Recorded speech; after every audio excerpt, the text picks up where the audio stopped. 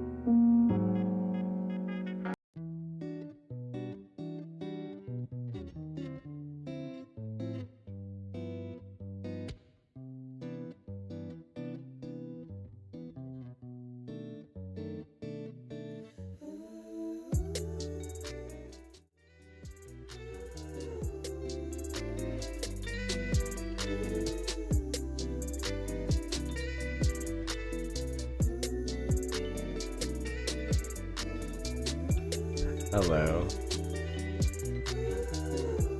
I hate my voice right now. Hi, everybody.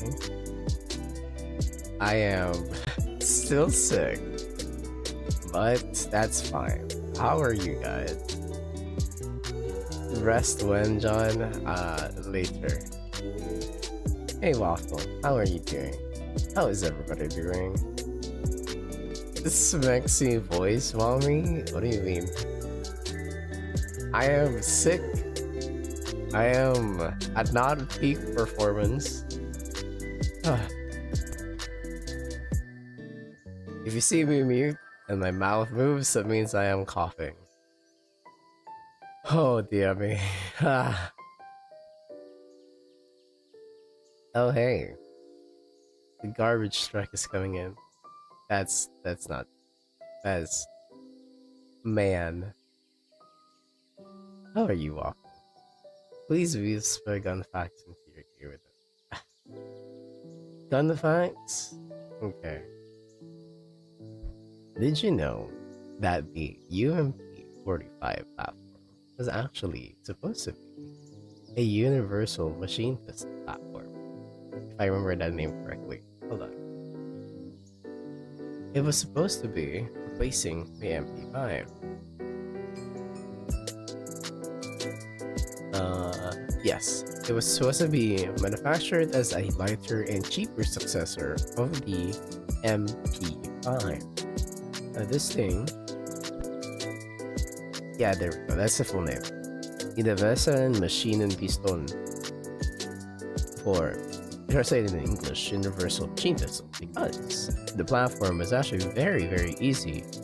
Supposedly, to interchange its receiver with the bolt and the barrel into a 9mm variant and into, well, actually a lot. 9mm by 19 Parabellum, 40, the 40 caliber Smith & Wesson, the 45 ACP, by just merely changing the barrel bolt and the magazine. That's how it was supposed to be, but I think it's because of the ergonomics that people just didn't like it. You know, I like it personally. I love it, and it's one of the coolest um weapons out there. Hello, the Kuno for better health. Don't have that emo. Sadly, the thank you for the pat. The pat emote is subscriber only.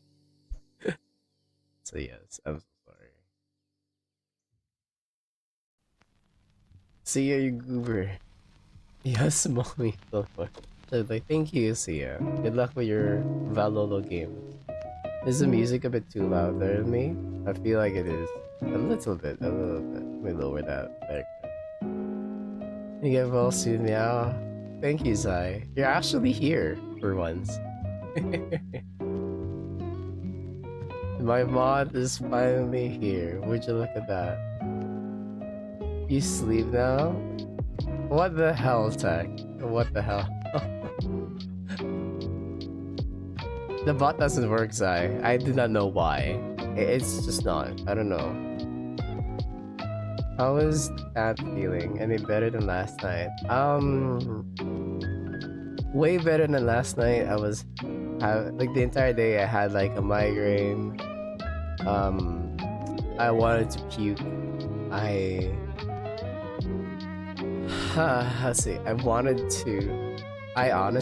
I thought I was just gonna collapse, but I didn't know. It was a very conflicting feeling last night. I could barely talk because of my voice. Not voice, my throat being very, very, very stuck. Mommy voice for 5 minutes. I can't. I'm sorry. I'm gonna have to refund that. I forgot to remove that. I am so sorry, assassin. I am too sick for that.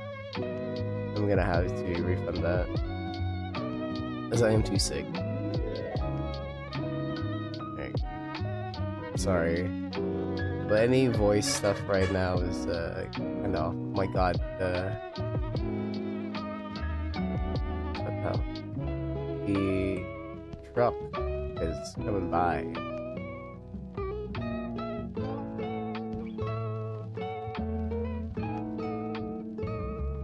There you go.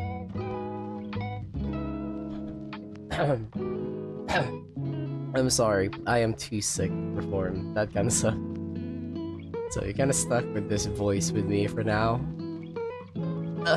Hold on. Okay, the tracking on my characters become very, very nice, but oh,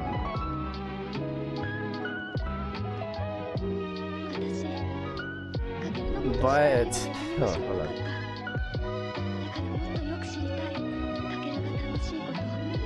But I kind of miss my lip sync. That's right. My lips. I kind of like go to a smug when I'm like relaxed. Hello, thank you for the pat. Akadi. We won't be playing any games today, sadly, because I don't think I'll be able to read chat. Thank you for the hydrate review. Hydrate. I might mute for a second because there's a truck going by, and wow, it's loud. It is very loud. Hold on.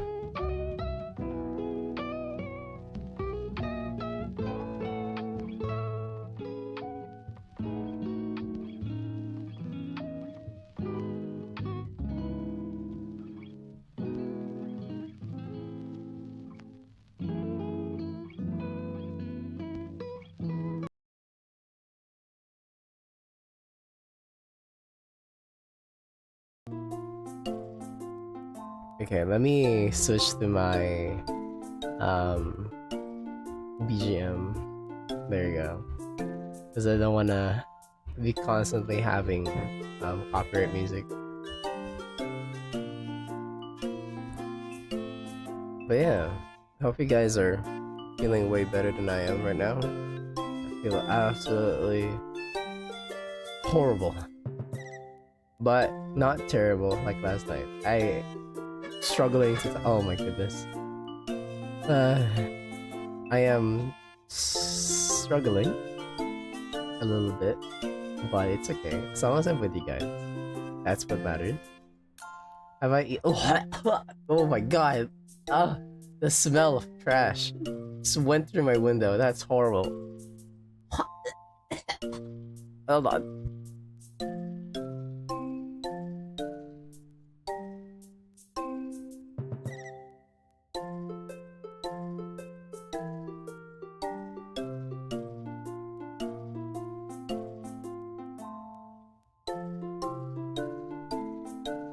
All right. Ugh. Oh, GB. Okay. Have I eaten breakfast yet? I am ordering breakfast as we speak. We don't have anything in the house, so yeah.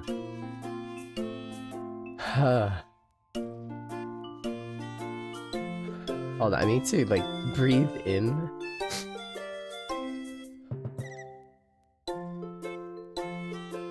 Okay, there you go. If you guys don't know a fun fact, I do have respiratory problems.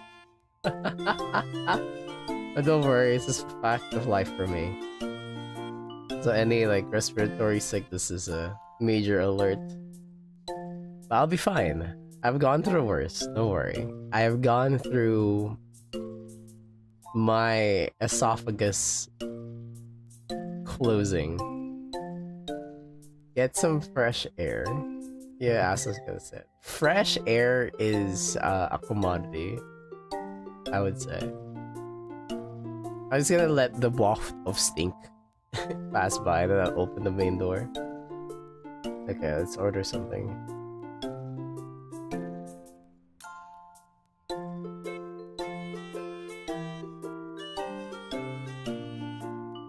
Y'all don't have can there. No. No can there, sadly. I'm a little, what do you call this? I'm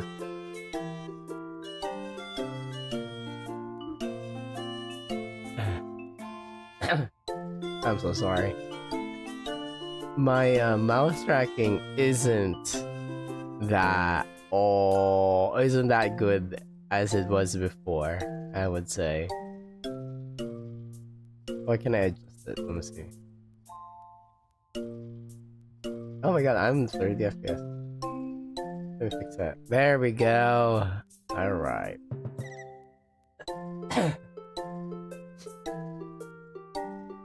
Where did mama put the stuff over below? Yeah, there you go. Oh.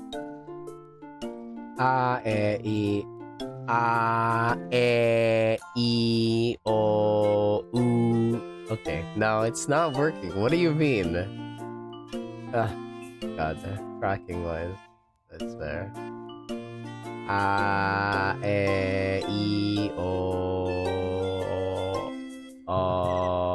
Oh!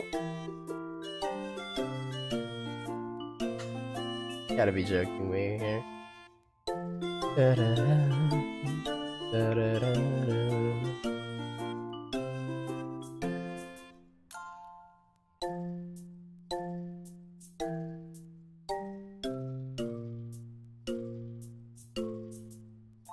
What do you guys think?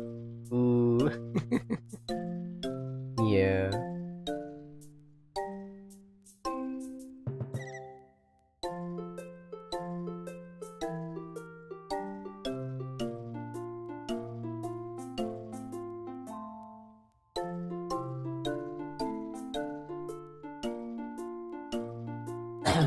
Okay.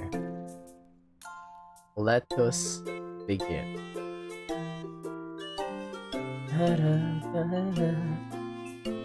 If I'm like looking towards the side like this. It's because my body is actually really struggling to sit upright.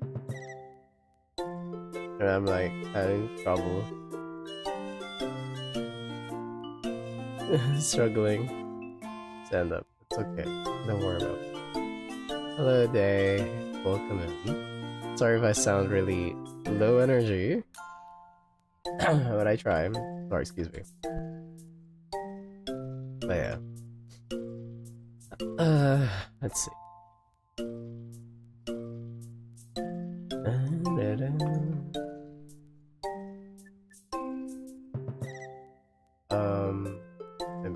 I was supposed to do something. Oh yeah.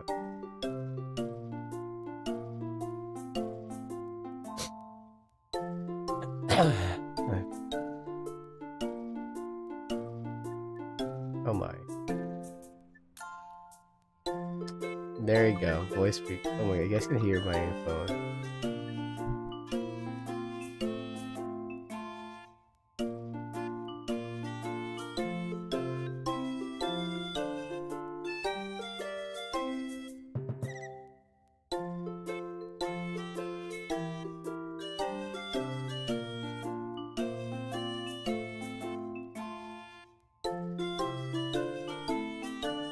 Hello.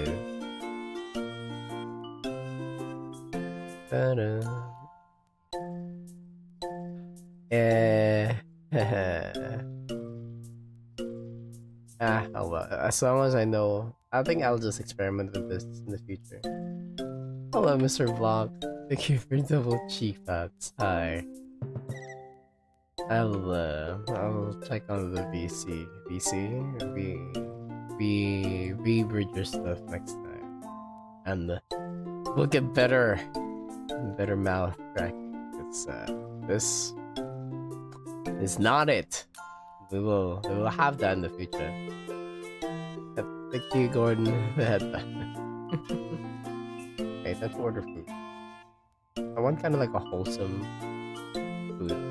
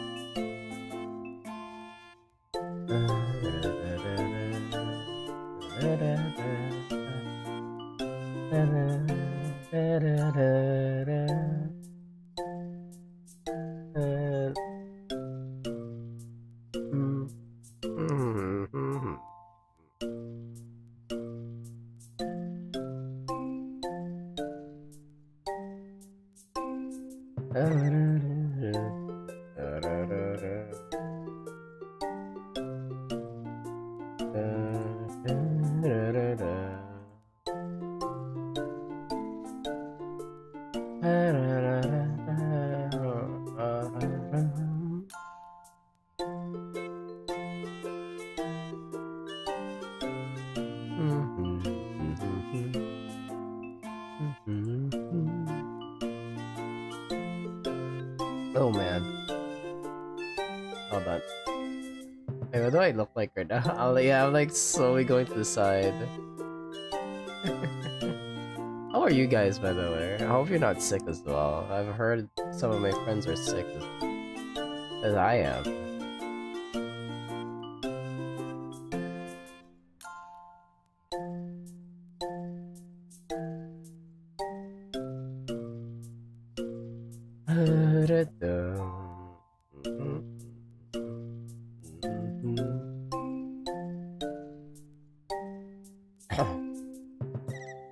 I wonder what should I get? What do I get? Chat? Like, I want something filling.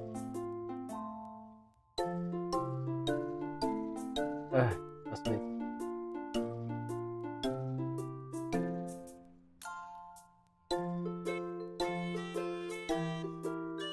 Chat?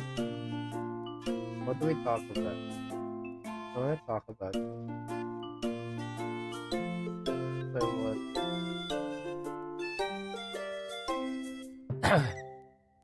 Have you guys tried to actually how food is made? Have you guys tried that? Like, for example, cheese.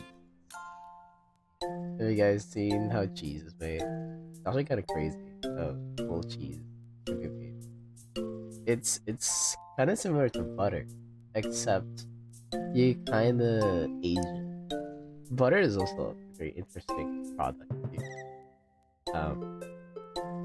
It's a product you make because all it involves is literally just slapping around milk until the milk solids just like decide to cling together. Yeah, because it's like a bunch of proteins, and proteins are basically just strings of molecules, amino acids strung up together. And so basically, all you need to do is to keep moving them, keep shaking, keep moving, keep stirring, and eventually, like a bundle of hair, they start to clump up together, massive, and they're gonna keep clumping and clumping, clumping until suddenly everything locks in together, and then you get like a big piece of butter within the cream. Oh yeah, sorry. Specifically, you need cream, not milk. You need cream. You need high fat content. Sorry. Let's Jollibee. What do we have? Open correct.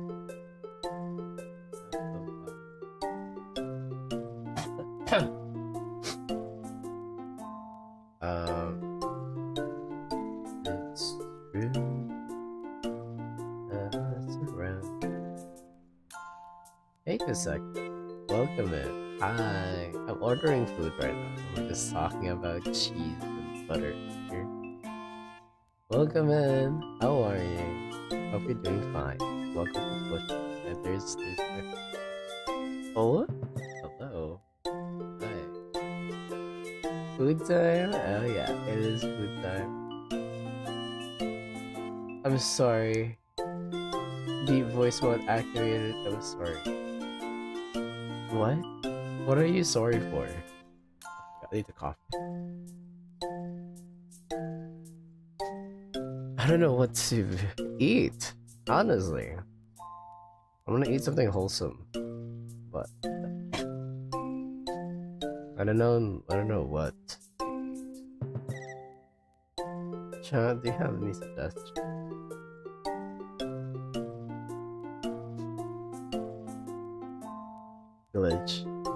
Glitchy. Agnie can go from adorable to hot. What? What are you guys?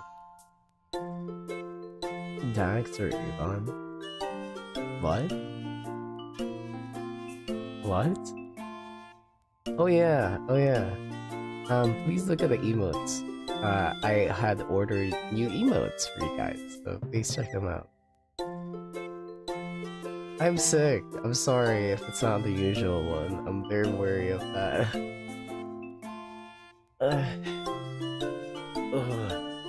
My back hurts. I've just been very sick the past 2 days. Conch? I'm kinda sick of conch. Been eating it last night. All day actually. Yesterday all day.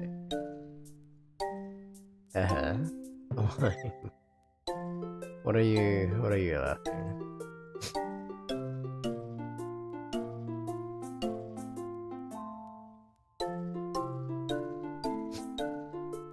I hope I feel better. I also hope I feel better soon, so I can actually deliver some good content. I'll just order some McDonald's.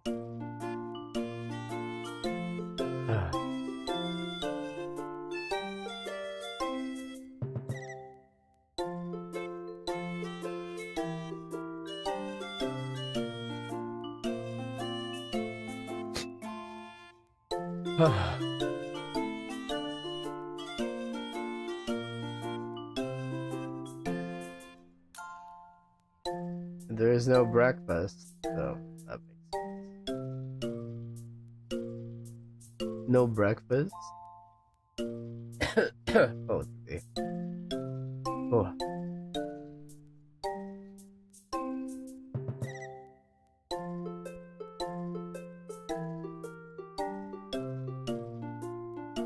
What happened to my voice? Hey Sion, I am sick. If you read the title, I am very sick. So my voice has changed. I'm sorry. No, like my phone. I'm trying to order some food. But yeah, I am very sick as of now. I hope I can become better because I want to do stuff for the stream. And being a low energy deep voice is not the way I want to go about it. I'm sorry.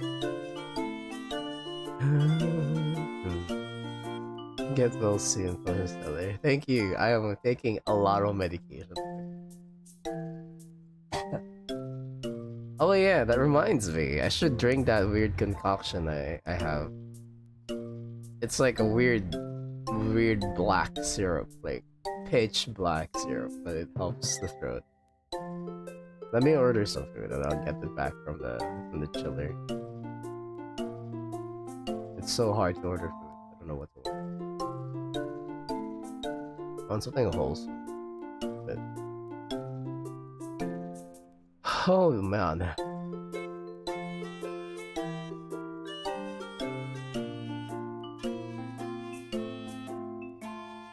Well, is there any fast food Japanese?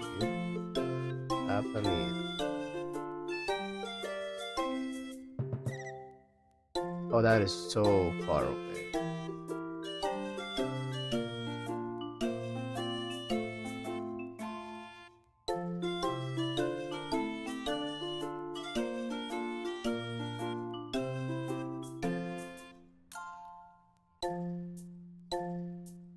Okay.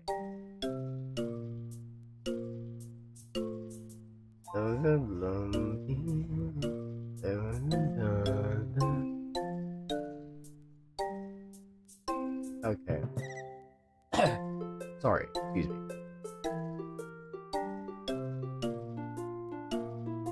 Oh, hello.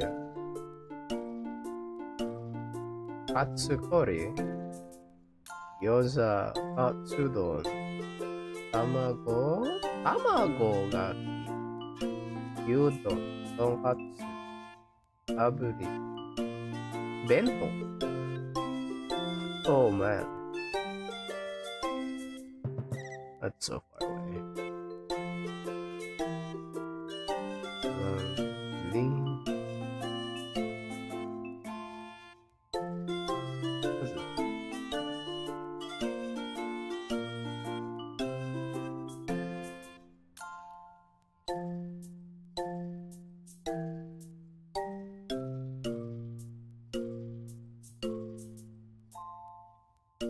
Okay, hold on. Sorry, I know my bottle's like frozen because I'm looking down. I'm so sorry.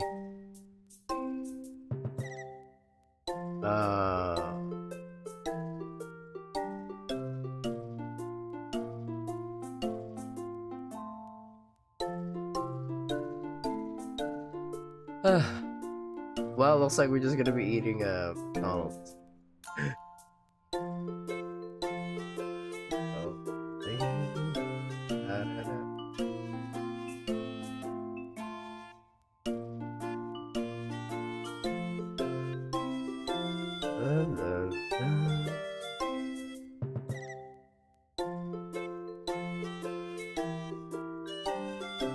All right.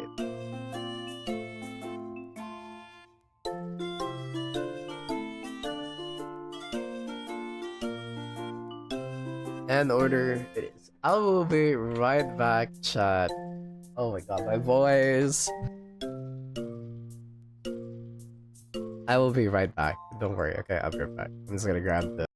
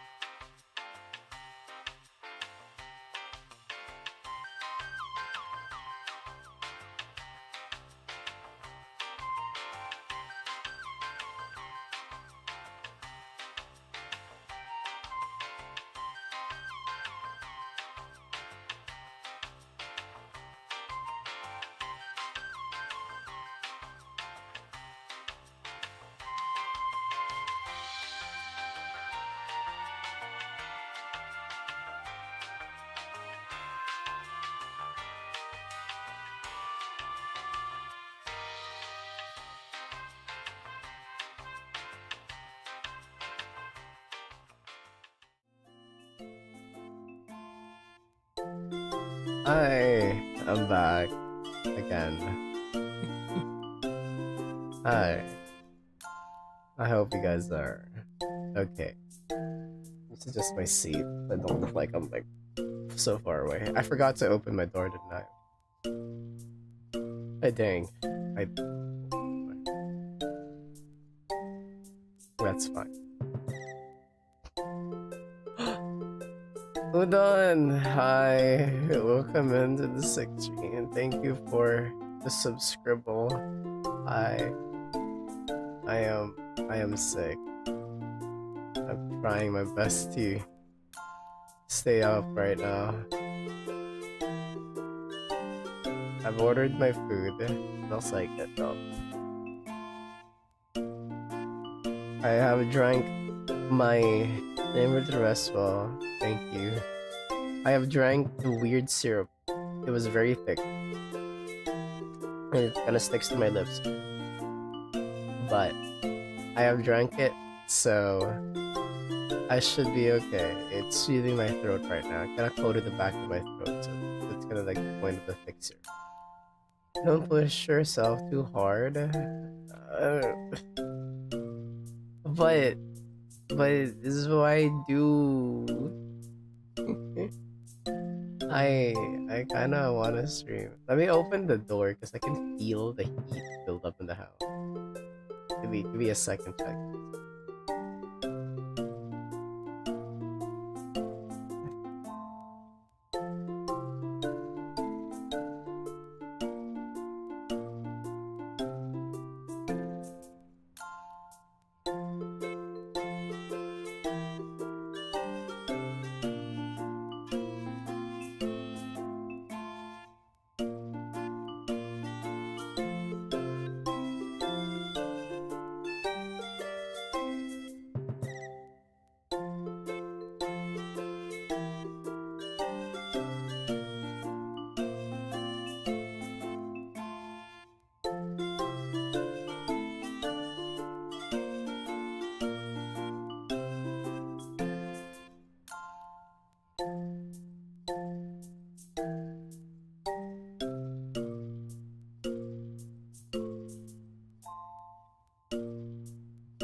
Okay, I'm back again, and it's much colder. That's way better. Hi.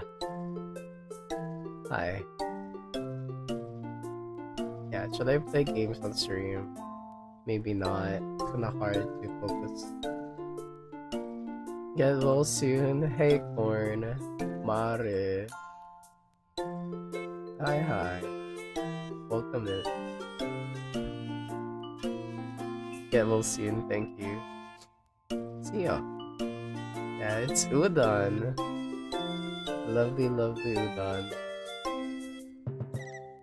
Hope you guys are doing okay as well. And not like me. Oh my god, someone's having ice cream. I want ice cream so bad, but I can't. Excuse me.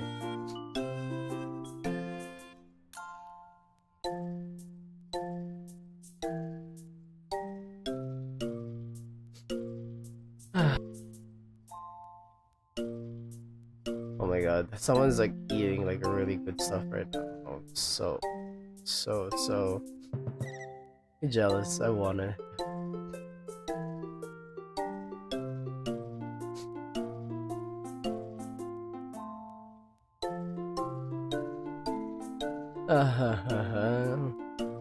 But yeah,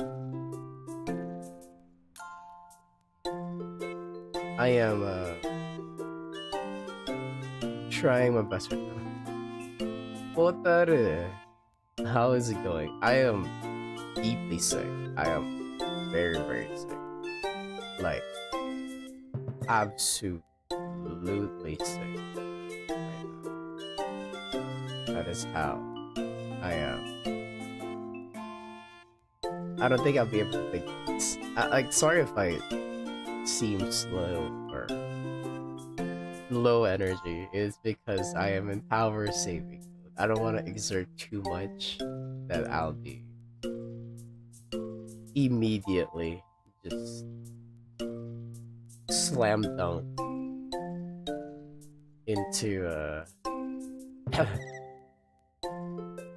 ito ako someone make and bring potions. Don't worry, I have my own potions. I have been drinking them. I recently just drunk one. It's okay. I just need to get food in my stomach so I can drink the heavier stuff because it needs to be mellowed down by the stomach acid.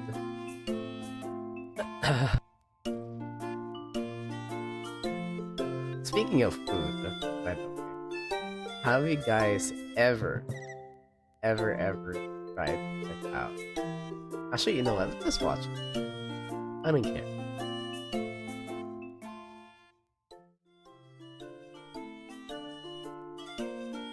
Let's watch. Um. Bam. Okay. So there was a. Let me.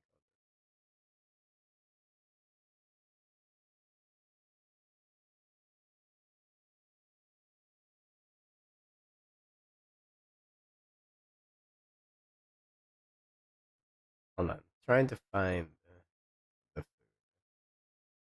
There it is. Customer says no. They need. All right. So I've been binge watching this guy for a bit, and it's really nice. I will learn potion specifically. Aw, thank you guys. Thank you for the head pat as well. I appreciate it. It's really sweet. Here we go. So I've been binge watching this guy. And here. So there's a story going around on the internet that says potato chips were invented near Saratoga Springs, New York in 1853. So he goes it's even about, on the website of the Smithsonian, so it's got to be he goes true, about right? Wrong. And I am going to prove it by making a recipe for potato chips. chips from 1817. Is the volume 36 okay? years before the story took place. Is the volume history, okay? both fake and real, of the potato chip. This time on Tasting History. Go goo. What? Chica. Thank you for the chica. So the recipe that I'm working from today to dispel the spurious claim that the potato chip was invented in 1853 comes from the Cook's Oracle, an 1817 English cookbook by Dr. William Kitchener. Now the American term chip nor the British term crisp had come into common use yet, so he calls them potatoes fried in slices or shavings. Peel large potatoes, slice them about 1/4 of an inch thick or cut them in shavings round and round as you would peel a lemon. Dry them well in a clean cloth and fry them in lard or dripping. Take care that your fat and frying pan are quite clean. Put it on a quick fire, watch it, and as soon as the lard boils and is still, put in the slices of potato and keep moving them till they are crisp. Take them up and lay them to drain on a sieve. Send them up with very little salt sprinkled over them.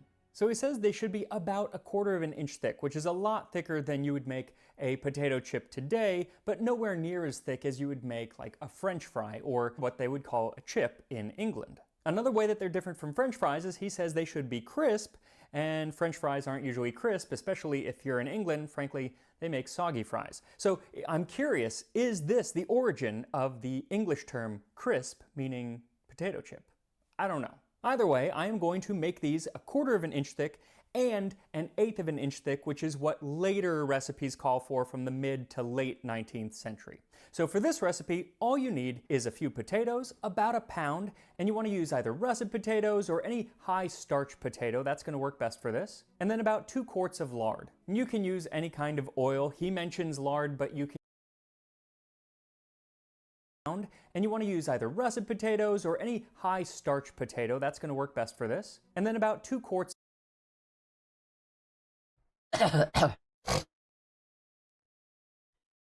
Like that is a huge amount of lard.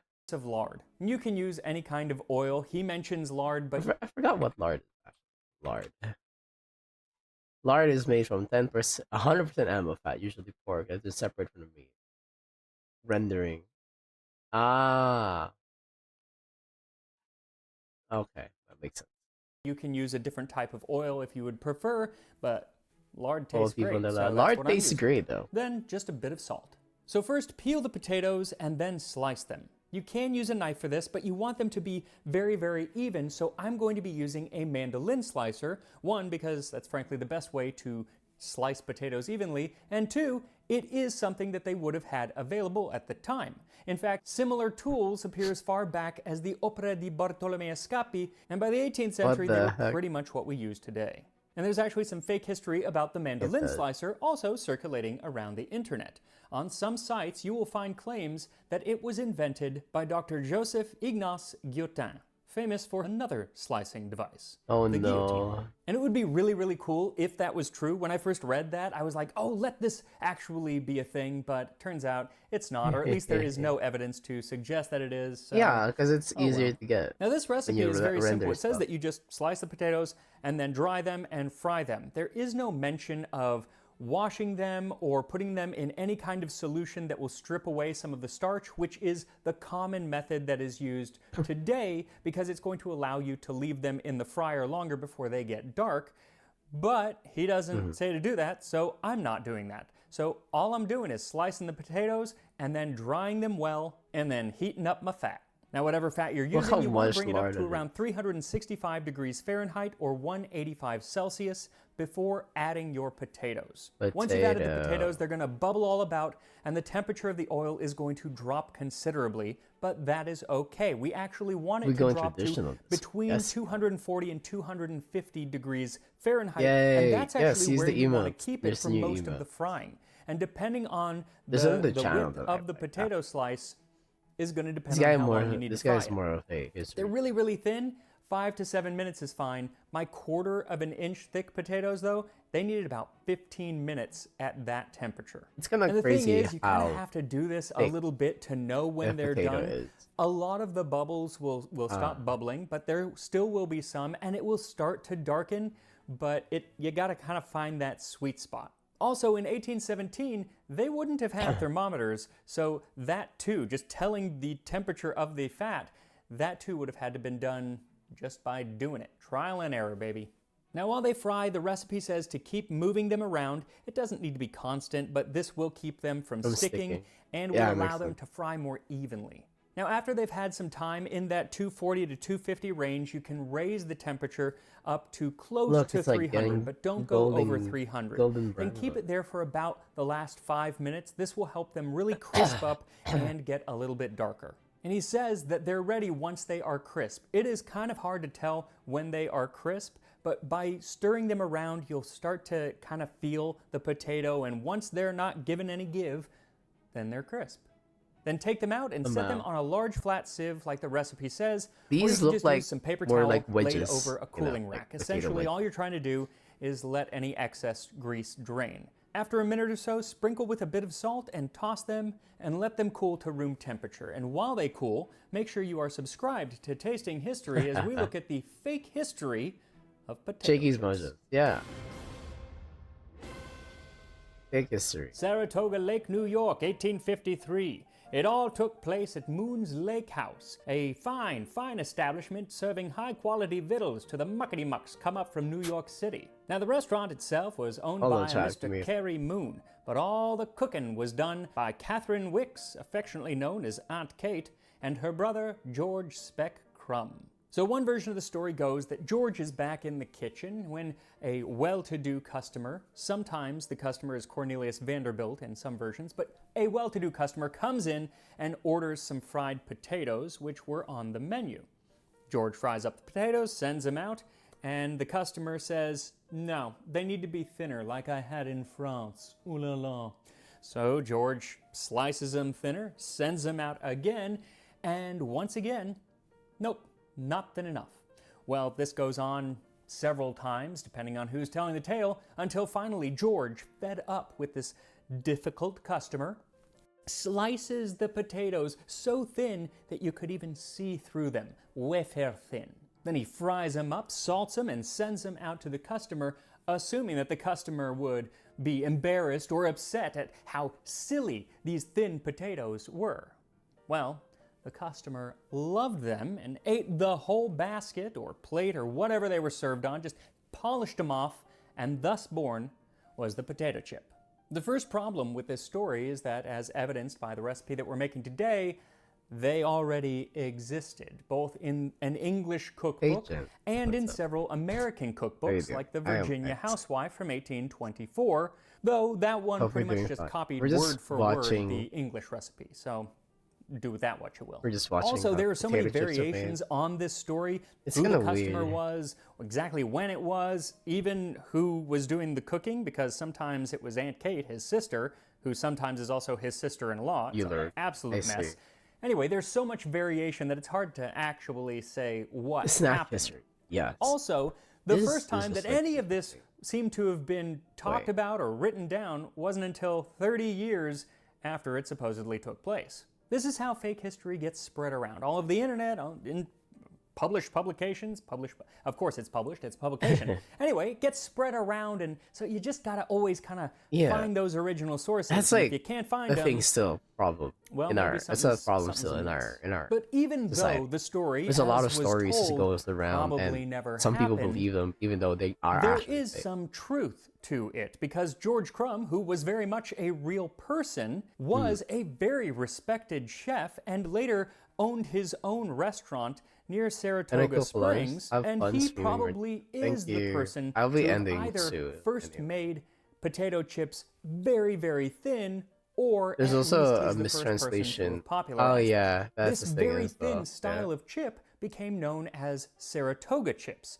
In Saratoga 1883, chip. Jessup Whitehead wrote in the Chicago Herald Cooking School that potatoes sliced thick are not Saratogas, though generally so called. The true chips are as thin as paper and curl up when fried. They are used cold as well as hot, and may be prepared before wanted and kept a considerable time. And by the end of the 19th century, this style of chip was very much associated with George Crumb and his restaurant. Not to dine at Crumb's at the lake is to be out of the world and out of the fashion. Crumb has owned the place for 10 years and has made a big success of it, and there first appeared to a waiting, hungry world the delectable morsels known as Saratoga chips. These Saratoga chips were incredibly popular, and by the late 19th century, there were recipes in many American cookbooks for them, and they were actually selling Saratoga chip slicers specially designed for slicing Saratoga chips, except that they weren't. They were actually just regular potato slicers, but they would say that they were specially designed for Saratoga chips because it sold more slicers. Then in 1895, William Tappenden of Ohio began boxing up the chips and selling them to stores.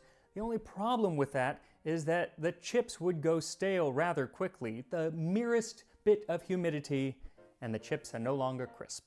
Now, the solution to that came in 1926, when a California woman named Laura Scudder, famous now for her peanut butter, she debuted a bag of wax paper that could be filled with chips and then sealed. She even put a date of not expiration, but of freshness on the bag, letting you know how long they would be nice and crisp. And she marketed them as Laura Scudder's potato chips, the noisiest chips in the world. And around this time, across the pond in England, where instead of chips they had taken on the name crisps, the Smith's Potato Crisps Company began selling the chips in grease-proof paper bags. Let's search.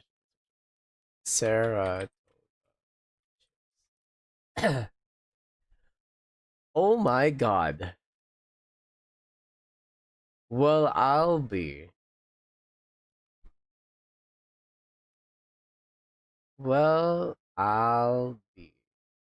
It's real. Well, of course it's real, but like, it's still a thing. But no. There's not available in my area. That's just sad. Oh well. All over London. And with the bag of potato chips came a little sachet of salt so you could flavor the chips yourself. And that pretty much was the only flavor added to potato chips for the longest time. And it would take someone who really understood potatoes to take the chip to the next level in flavor. And of course, it would take an Irishman to do so. In 1954, a man named Seamus was working for the Tato Irish Crisp Company, and under the direction of the owner, Joe Spud Murphy, they debuted a cheese and onion flavored chip. They took off and became wildly popular. Other companies started getting in on the game. Very soon, the flavor was followed by salt and vinegar, but in America, it was actually sour cream and onion and barbecue that became popular. Now, the main issue with these crisps or chips was that in the bag, they were so thin that they would often break. Hi, Teach. My voice is very deep, but alright, fine. Here. You guys ready? Hi, honey. There. Up, and so you'd open the bag and really there'd just be a bunch of crumbs. And then two companies decided to address this issue. The first was in the 1950s with the corrugated potato chip, better known today as Ruffles. Ruffles have ridges. Does anyone else remember those commercials? It was like late 80s, early 90s. She is my well, it's because of those ridges that the chips had more structural integrity really and so were less prone to breakage. The other solution came in 1956 when a chemist from Procter & Gamble decided to come up with a chip that was uniform in shape, a saddle-shaped chip that could then be stacked and put in a cylinder and sealed. Don't worry about it. The only issue was that the process of making this uniform chip was that it tasted terrible. And so it didn't go anywhere for quite some time. Took about a decade for them to revisit this idea, don't worry. I just want to spend time with you guys. Retooled the recipe. Like we're just doing an hour, came up with Pringles newfangled potato chips. But really, they weren't potato chips because they were actually made of a potato-based dough that was then molded into the shape of chips. And so the other big chip companies got together and put the squeeze on them, or instead they called the FDA, and the FDA said, yeah, actually, we need you to call them potato chips made from dried potatoes. Well, that isn't very catchy and probably wouldn't even fit on the can, so they decided to follow the British lead and call them potato crisps instead, though most people today just call them Pringles. Now, what? Pringles is not real. Oh yeah, that was awesome. Pringles is not real. Are you joking? That's what I always wondered, how Pringles made the shape. It was such a... There was one other way that they... Hold on.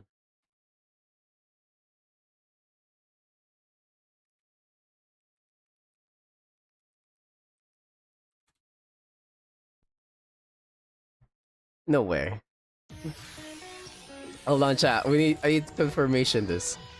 They're just made out of restructured stackable chips. They use a ratio of 1/3 water to 2/3 potato flakes. Oh my god. No way. Hey Ari. The little cornstarch mixed in. A conveyor delivers the mix to an auger. It's not even. It.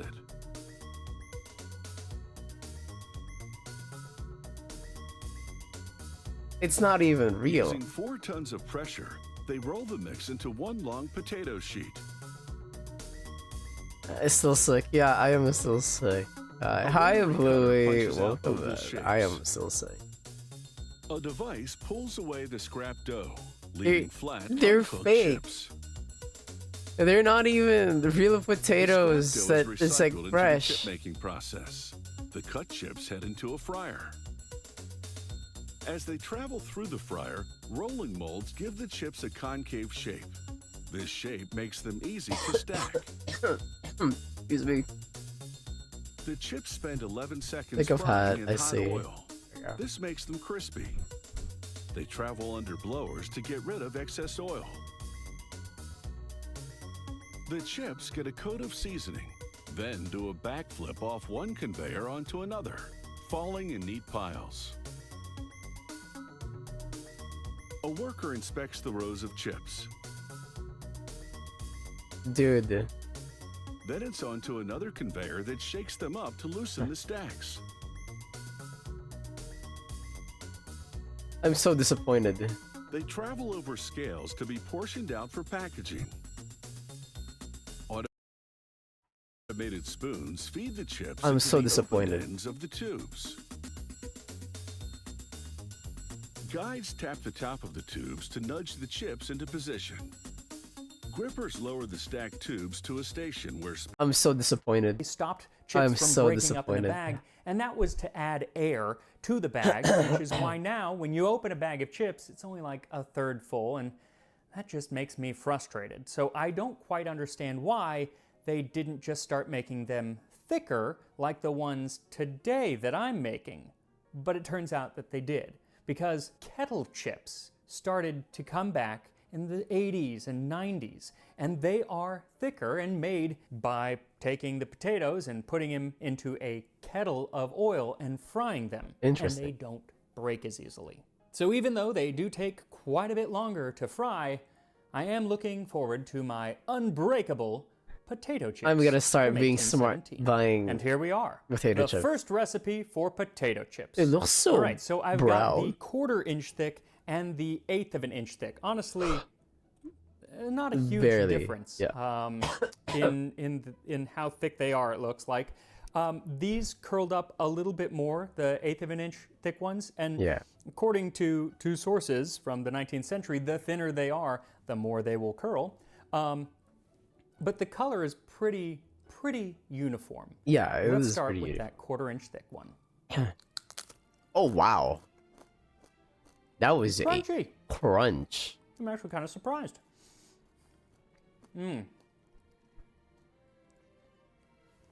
So I gotta say, the flavor is so superior to a regular potato chip, and I love potato chips, but I mean, it is just thicker. get so much more Potato. potato. Exactly. It really tastes like just mashed Really potatoes and lard. I'm so happy you guys are here. Even though I'm like not myself right now, being all sick. But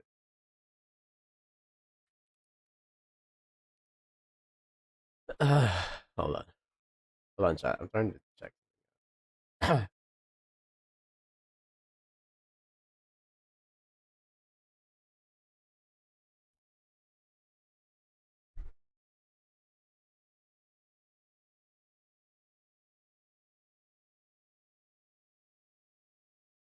Hold on.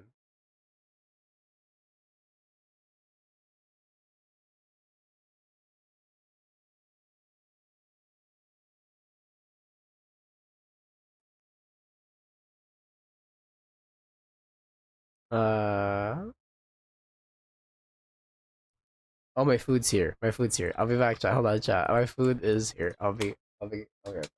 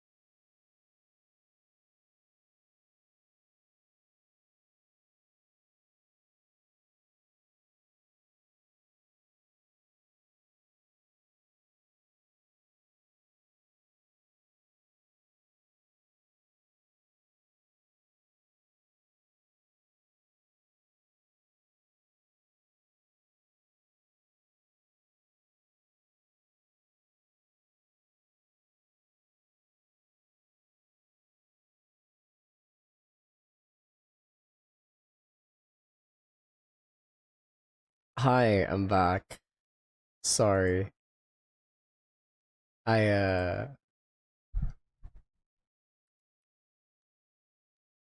people. Okay, hi. Oh, there's an ad. Nice. So essentially that's what it is. But really, really good. And they're not greasy. I thought they would be because of the thickness, that they would kind of absorb it. But let's try the thinner one. 1/8 of an inch. Here we go. Even crunchier.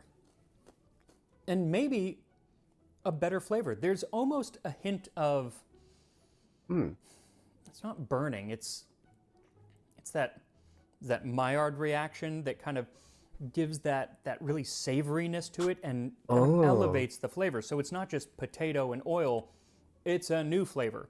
But again, this is a lot more flavorful than your average potato chip that you would get today. Maybe that's why kettle chips have really made a comeback, because they do taste better. The only problem with kettle chips is that because they're more sturdy and they don't break as easily, they always cut the inside of my mouth, like the roof of my mouth. I'll eat a bag of kettle chips and regret it for the next 48 hours. But while I'm doing it, I'm very, very happy. So since we talked about some fake history here on the show today, I wanted to show you this book. It is called Fake History, 101 Things That Never Happened, by the Fake History Hunter on Twitter. I follow her. She's fantastic. She's always talking about, like, picking fights with people who are posting fake history on online. She's great. And in this, not only does she attack some of the most common fake history memes and things that are floating around on the internet, but then she goes in and debunks it and tells you why it's debunked and what are the original sources. Where are the original sources if there are none? You know, she really does her research. It's fascinating, and she tells you how you can approach fake history as well. If it's not in this book, then you can kind of debunk things on your own. It's true, because everybody right now, there's a lot of real history. Almost everybody just believes everything online. Yeah, try the book. So we gotta try be the more chips, critical and with it. I will see you next time You on need Tasting to History. figure out what is actually real and not what's fake. There's another one here. This guy's my favorite. We watched this person on stream as well. Where is it? Here we go. This is a ship's biscuit. It's hardtack. It's pure condensed. Here's my favorite one, actually. Here's my really favorite one. Because they actually make a pot. And it's so cool, I think.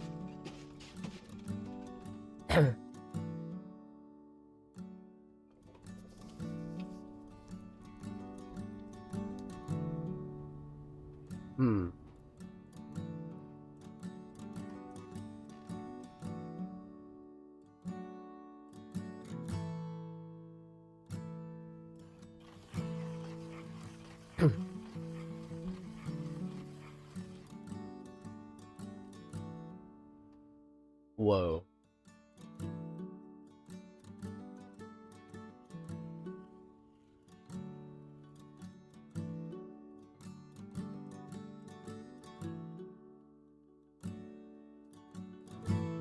Oh, okay. A little soft. This is clay making. It's like a little pot making.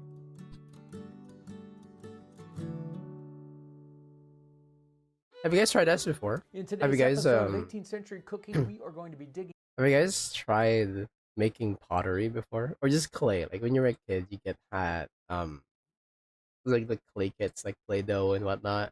I used to have those, and I would try and make figures out of it because I decently learned how to do clay sculpting, and it's really fun, but it takes a lot of time. And the sad thing is that Play-Doh doesn't actually dry, so it just remains soft, and then it kind of just recycle it again. Into this very popular method of food preservation in the 18th century, and that is called potting. It's something that was done in kitchens in the 18th century all the time. The cookbooks are filled with recipes for potting different sorts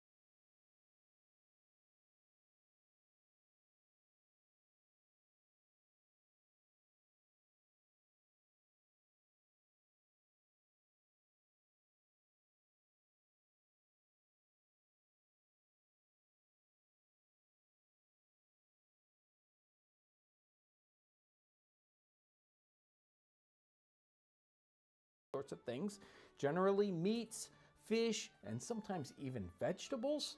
And even though it was done all the time in the 18th century, today we don't use I'm also eating the right same now, by method the way. of food Sorry. preservation.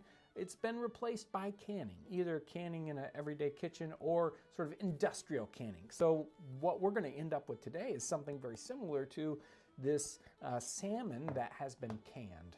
Now, many of these recipes are specifically for, like, say, salmon or lobster or different sorts of meats. This particular recipe out of Mrs. Fraser's cookbook is just for potting any sort of fish. It says scrape and clean them well, cut them into middling pieces, season with salt and spices, pack them close up in a potting can with plenty of butter above and below. Tie some folds of coarse paper on the pot, then put them into a slow oven, so not too hot. And when they are enough fired, or cooked in this case, take them out of the can, drain them well from their liquor, let both cool, put the fish into small white pots, skim all the butter off of the liquor, then take some more butter, along with that you take from the liquor, melt it down, pour it on the fish, and then it ends with, this is kind of curious, send in the pots to the table. Now this kind of referenced the idea that this finished thing would basically go right to the table. Generally though, this is a food preservation method, and you'll see some of these recipes say, when you do this, this might last up to a year in its little year vessel.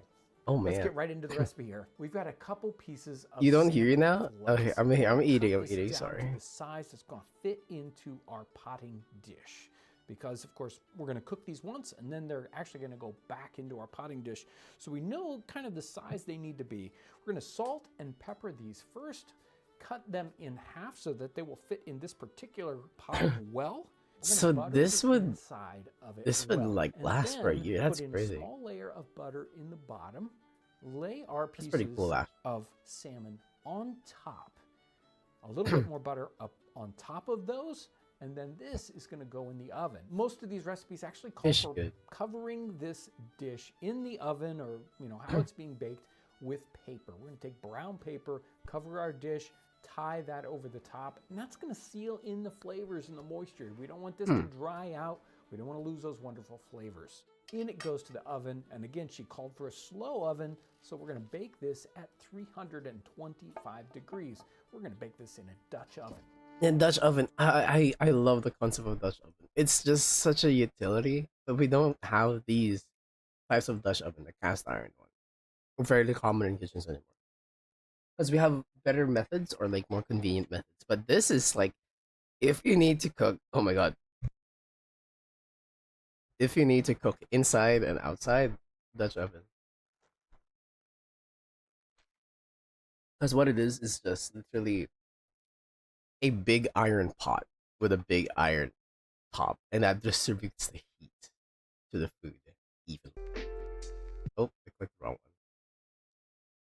Anyway, thank you everybody, because I'm feeling very, very nauseous because I just ate something. Oh, okay.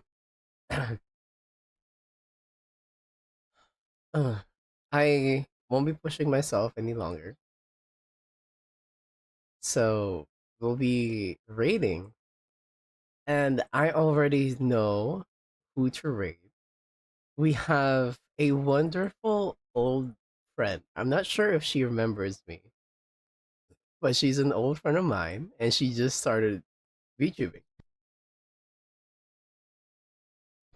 So we are going to raid her stream. Alright?